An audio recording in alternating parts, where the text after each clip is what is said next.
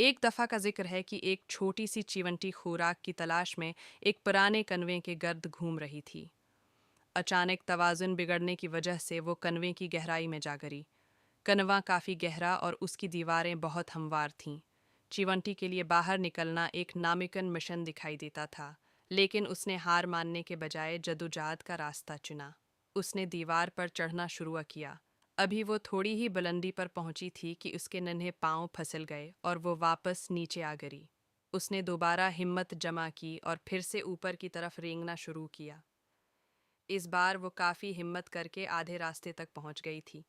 इसे ऊपर से आती हुई रोशनी साफ नज़र आ रही थी, लेकिन अचानक दीवार की नमी की वजह से वो एक बार फिर तेज़ी से नीचे जा गिरी।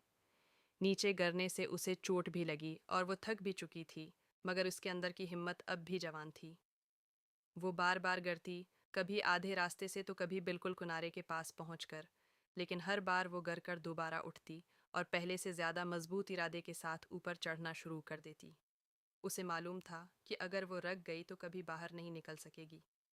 कई घंटों की मुसलसल मेहनत और दर्जनों बार गिरने के बाद आखिरकार उसकी मेहनत रंग लाई।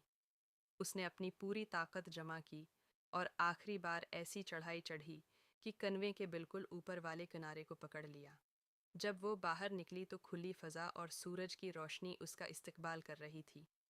नन्ही चीवंटी ने अपनी मुसलसल कोशिश से साबित कर दिया कि अगर इंसान हिम्मत न हारे तो कामयाबी कदम चूमती है।